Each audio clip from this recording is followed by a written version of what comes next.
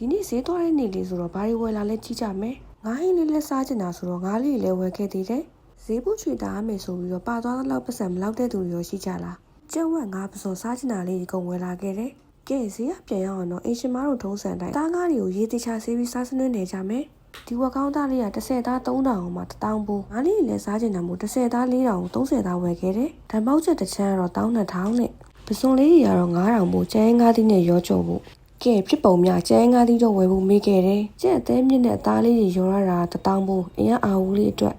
သူ့အတွက်လည်းအသေးမြင့်လေးတစ်ဝက်ခွဲပြီးပြုတ်ထားမယ်အသားငါးလေးတွေကိုစားစနွှဲနေပြီးတော့ဘူးလေးတွေနဲ့တေချာသိမ်းပါတယ်ရှင်ကျန်းငါးသီးမေးခဲ့တာလည်းမပြောနဲ့အရွက်ကလည်းဒါလေးတွေပဲပါလာတယ်မို့လုံးလေးတွေကတော့10သား4000နဲ့တဲမြစ်လေးပြုတ်ထားတာရပြီဆိုတော့အာဝူးလေးကိုအစာကျွေးလိုက်အောင်မယ်။သူကလေမနဲ့ဆိုစောကြီးပိုက်စာတတ်တာ။ဒီမှာကြည့်စားချင်နေတဲ့မျက်လုံးလေးတွေကိုတွေ့လား။သူ့ကိုအစာကျွေးမှပဲငါးဟင်းလေးတေချာချက်နိုင်တော့တယ်။ရင်စုံကြက်သွန်ဖြူကြက်သွန်လေးတိတ်ထားတာလေးကိုစီတေချာတက်။ရောင်လေးလောက်ရောင်တင်မုတ်လေးတွေပါထည့်ပြီးတော့ငါးလေးတွေထည့်လုံးလို့ရပါပြီ။ငါးလေးတွေအနှံ့ပြအောင်ခဏလုံးပြီးပြီဆိုရင်တော့ရင်သွေးလေးကိုလိုတလောက်ထည့်ငန်းပြရည်နဲ့စားချိုမုတ်လေးတွေကိုကိုစိတ်ကြိုက်ရတာထည့်ပြီးရင်တော့ဖုံးလေးအုပ်ပြီးတည်ထားပြီးလို့ရပါပြီ။ငါးလေးတွေအနေတော့ကျက်လာပြီဆိုတော့ငရုတ်သီးစိမ့်ထက်ချမ်းခွဲရတာလေးတွေထည့်အနံလေးပုံမွေးအောင်ရှက်နက်နံလေးပါအုပ်ပြီးတော့အရသာပေါ့ငံပြီးတော့မိဖို့ဘွားချလို့ရပါပြီရှင်။သူများကြီးကြိုက်မကြိုက်တော့မသိဘူးကျမတော့ငါးဟင်းဆိုအရန်ကြိုက်တာပဲ။ကဲရှက်နက်နံအနံလေးမှုေးနေတဲ့ငါးဟင်းလေးတစ်ခွက်ရပြီပေါ့နော်။လိုက်ချက်စားကြည့်ကြပါဦးရှင်။ Bye